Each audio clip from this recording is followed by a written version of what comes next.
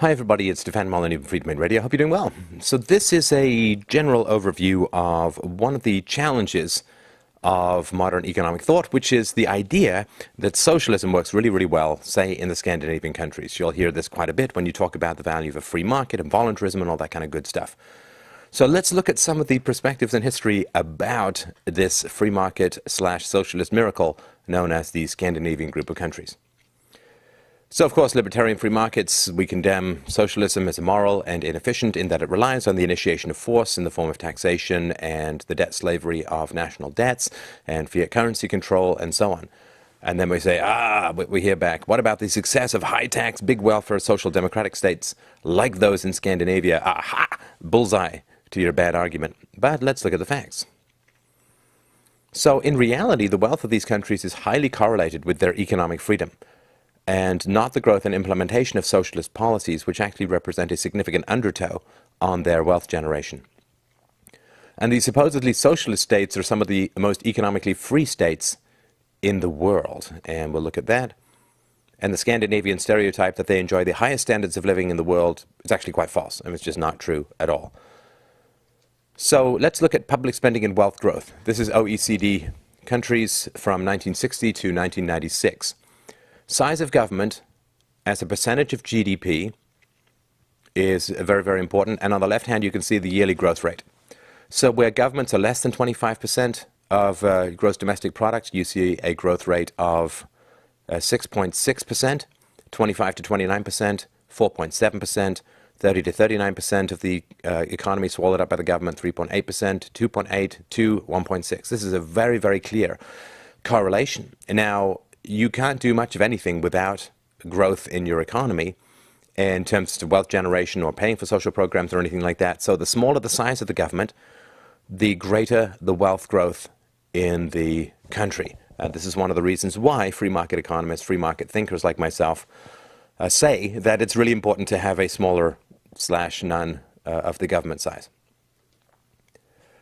So, of course, it makes a huge difference in your standard of living. Nations in the top quartile of economic freedom had an average per capita GDP of over $37,000 in 2010, compared to just over $5,000 for the bottom quartile nations in 2010 current international dollars. So the size of the government, the degree of coercion in the economy is directly correlated to, staggering differences in wealth. And this is why it's a little bothersome for free market advocates to be told that we don't care about the poor. We do care about the poor. We just care about the poor morally and in terms of actual numbers rather than listening to the syrupy platitudes of sociopathic politicians. We look at the facts of what actually helps the poor rather than what is claimed to help the poor through self-interested status bureaucracies. In the top quartile, the average income of the poorest 10% was over $11,000 compared to just over $1,200 in the bottom quartile. So even the poorest are 10 times better off when the government is smaller. Do you see where we're coming from? I hope so. And boy, it's almost 20 years extra of bonus life. In the top quartile, almost 80 years is the life expectancy. In the bottom, just over 60 years. So having a big government is a 20-year death sentence, and the poor die ridiculously young, and even the middle class and rich die proportionately young when the government is larger. So it keeps people poor and kills them early. Large government is a toxic agency in the human environment. It is a virus. It is a cloud of carcinogen. It is a toxic radiated substance.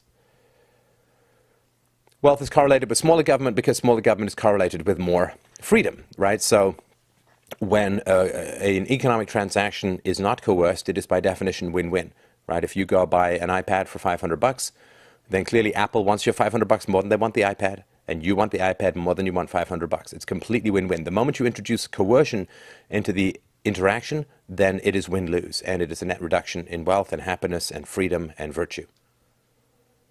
So if you look at a country like Sweden, do you think we found an exception to this trend? Well, not so much. So in the early 1950s, Sweden was one of the freest economies in the world, and government spending relative to GDP was below the American level, right? So America in the post-Second World War period is a pretty free market economy, which is why poverty was being reduced by 1 percentage point every single year until the Great Society programs came in and stopped that trend, tragically. So you can't just look at the present, if you look at the history of the country as well and see where it's coming from. Sweden had the highest per capita income growth in the world between 1870 and 1950, by which time Sweden had become one of the world's richest countries, behind only the US and Switzerland and Denmark. Between 1870 and 1950, average growth in Swedish GDP and productivity was by some measures the fastest in the world. So when you're looking at the socialist policies, you have to remember that they're being built upon a mountain of free market gold developed over the previous, well, nearly century.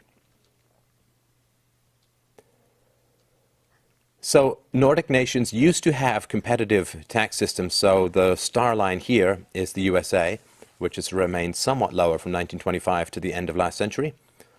And as you can see, up around 1950, 1960, they were very close. And then the tax systems in the Nordic nations got somewhat more problematic. It got higher. But prior to that, this was not the case, right? And so what's happened? Well, in Sweden, cumulative employment change, you can see from 1950 to 2005, government sector, which was pretty similar to the private sector in terms of employment change, went nuts. I mean, they just went on a hiring binge in the government, and this bled off and declined private sector employment. And what this does, of course, is it makes it look like there's a higher standard of living, but as you get more workers into the government, not only are they spending their time interfering with the operations of the free market, but you are setting yourself up for catastrophic losses in the future with your unfunded liabilities in terms of their pensions and health care when they get older. So what's happened?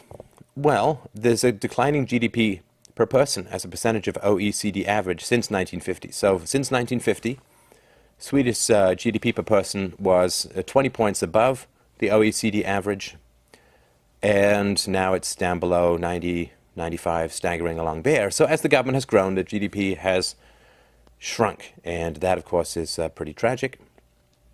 You can pause this just for reference. This is a list of the OECD countries if you want to get an understanding of where they come from.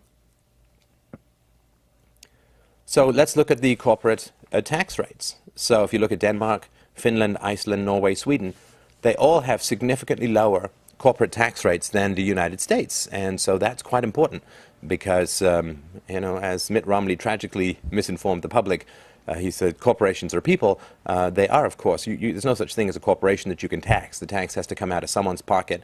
It tends to come out of the employee's pocket. And so don't imagine that this is some socialist paradise. They have significantly greater free trade in certain areas and lower taxes in important areas such as corporate tax rates. Corporate income in the US, 39.3%, and no higher than 28% in the Nordic nations. That's significant. So based upon 5 main criteria: size of government, legal system and property rights, sound money, freedom to trade internationally, regulation, and so on, the Economic Freedom of the World Index ranked the social democratic Scandinavian countries very close to the US. And that's quite important, and particularly when it comes to sound money. When you have an empire, when you have a military-industrial complex and a prison-industrial complex, and when you have this weird, mutant, fascist, semi-socialist, with private profits and public spending system of healthcare, then you have to get real kind of funky with your money, real funny with your money. And so overprinting, money manipulation, interest rate manipulation is much higher in the US than in these countries because the US has to fund massive dependency and the military-industrial complex. So they're not that, not relative to the US, they're not actually less free significantly at all.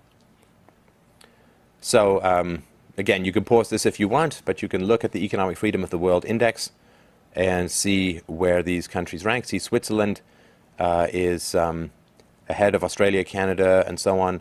And so you can see where these are. These didn't exactly come out right, but you can sort of see where Denmark, US is Denmark, and so on. Finland, Switzerland are all more economically free than the United States. And Norway is less economically free, but Norway has a huge amount of oil, and that, of course, offsets a lot of problems.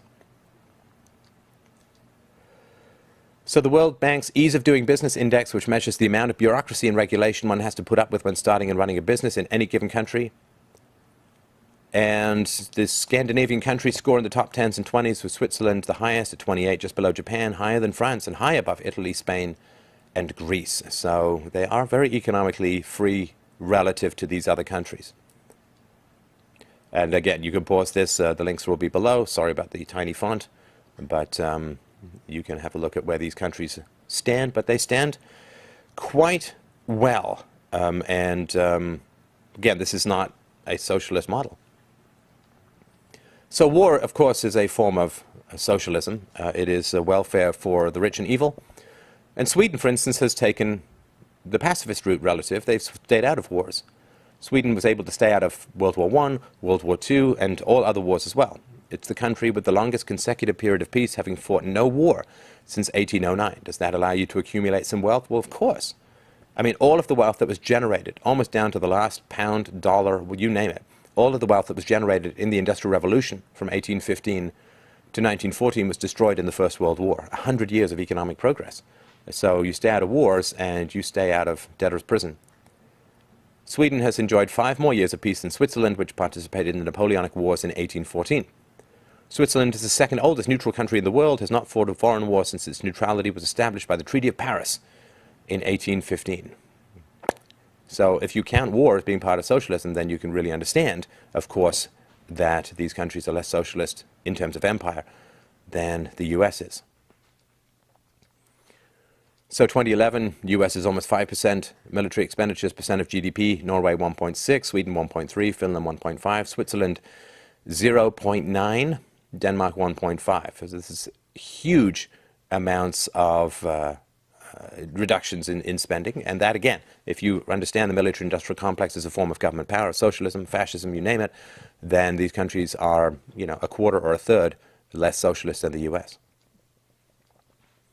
Denmark has a very bad tax system, very high taxes, but very free market policies in other areas. It ranks number 15 out of 141 countries there. 113th for fiscal policy, but Denmark is the 5th best nation in the world for protecting property rights and maintaining a sound legal structure. It's the 11th best nation in the world for avoiding over-regulation of credit, labor, and business. It's the 24th best nation in the world for sound money, 25th best nation in the world for freedom to trade across borders, and ranks 4th among all nations when you combine these important measures of free market economy.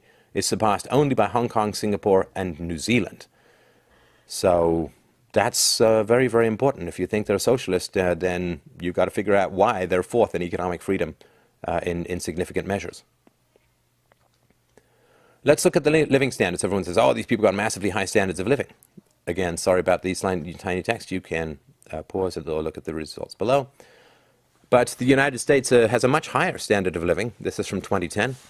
If you look down here, the US is over 140, and some of the Finland is 100, and Denmark is just over 100. So the living standards are much higher in the US relative to these other countries. Let's look at the income. Per capita GDP in the US is more than 15% higher than in the Nordic nations. The average person in the Nordic nations has only 51% as much private consumption as an average American. Norwegians are the most prosperous, but even their private consumption levels are just 56% of US levels. Both the Swedes and the Finns have less than 50% of the private consumption of average Americans. So it's not the wealthiest group of individuals in the world. So here's figure 4. This is higher living standards in America. And so Norway, Denmark, Iceland, Sweden, Finland, compared to the US, as you can see, much, much lower considerably. So it has a price, it has a cost. Higher levels of disposable income in the United States compared to all these countries as well. So you have more money to spend, of course, in the US. Americans enjoy more output as well, more economic efficiency in terms of productivity, worker productivity, and so on. And the Nordic average is significantly lower than the United States average. And the Nordic nations consistently lag behind US economic output. As you can see here, the Nordic average from 1980 to 2006 is lagging. What's our net worth? Well, in the United States, the net worth of people is almost $100,000. Depending on how you measure it, you could also count it as a little under 80. Norway, almost too small to measure. Finland, 30,000 and change. Sweden, 30,000 and change. So, about a third net wealth relative to the United States. Now, to be fair, of course, the US has to pay for health care privately for some people out of that relative to what is going on in these Nordic countries. So that's actually quite important to understand. So only oil-rich Norway has come close to matching US per capita output for at least a decade, and so that's quite important to understand as well. The US is the dots there. It remains consistently high. That's the 100% one, and so Norway does better, but the other ones are significantly low in per capita output relative to the US. So I really appreciate you watching and listening. This is a very quick overview. I hope that this has at least given you some pause around the idea that these Scandinavian countries are socialist paradises and that this kind of social democracy model really works.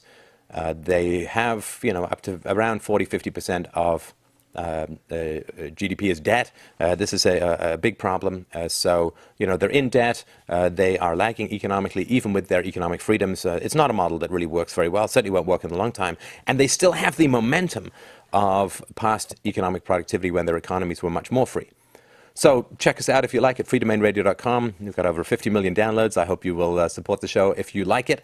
And please share if you enjoy it. It's Stefan Molyneux. Thank you so much for watching and listening.